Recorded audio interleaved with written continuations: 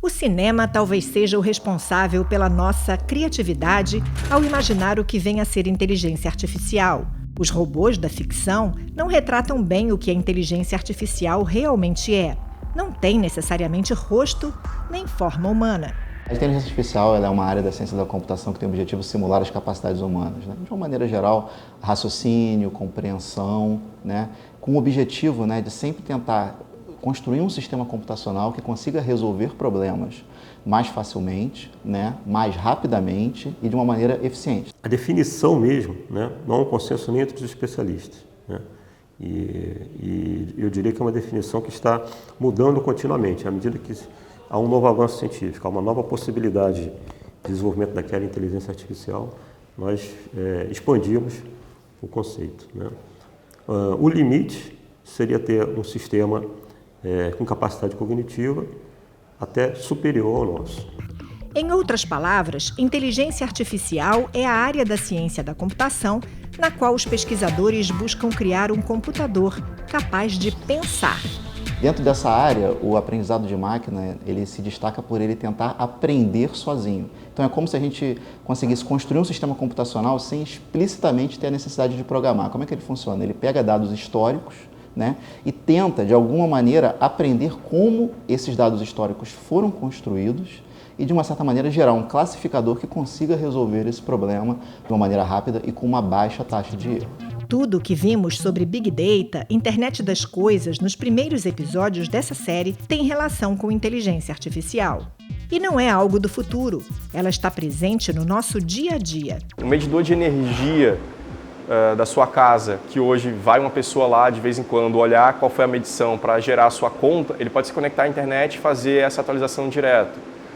De outra forma, esse medidor ele também pode entender como é que a sua casa está gastando energia. Se você está gastando energia porque você está com um chuveiro ligado há muito tempo, porque aí você sabe que alguém deixou aquela luz acesa, então o sistema vai lá e apaga.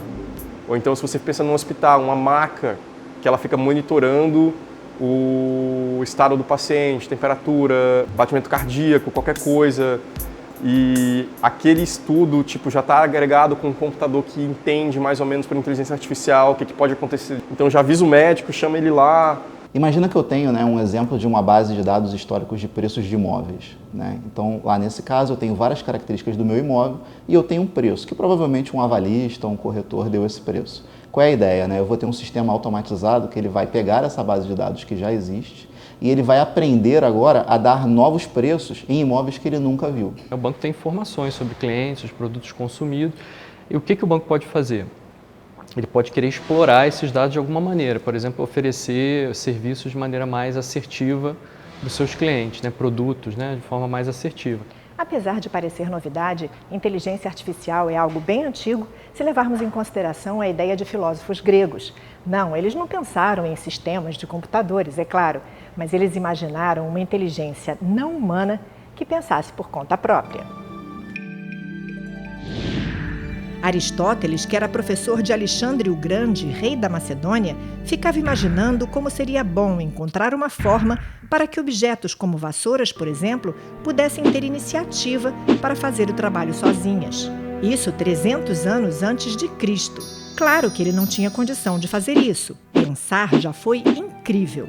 Mas a inteligência artificial, como definimos hoje, começou no século XX. O termo inteligência artificial foi criado por John McCarthy em 1956 nos Estados Unidos. Nos anos 70, várias iniciativas na área. Os progressos significativos começaram a surgir logo depois. A inteligência artificial não é algo novo, né? As concepções iniciais de inteligência artificial aconteceram junto com o que se chamava inicialmente de cibernética, que é o desenvolvimento da computação, né? A gente está falando aí de metade do século XX para cá, né?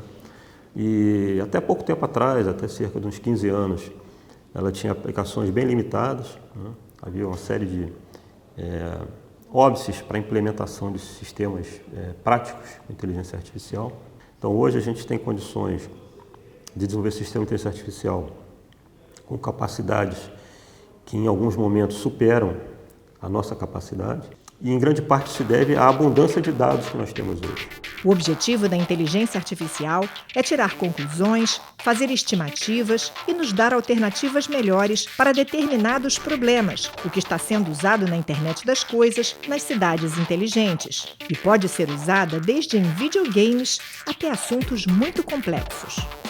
Antigamente, para se treinar, ou até pouco tempo atrás, para se treinar um sistema de inteligência artificial, por exemplo, para um veículo autônomo, nós precisaríamos de um motorista dirigindo e treinando aquele sistema. Hoje, nós temos dados de praticamente todo e qualquer motorista que esteja com um carro moderno ou com um celular no seu veículo. Esses dados podem, de alguma forma, alimentar uma base de informação e simulação.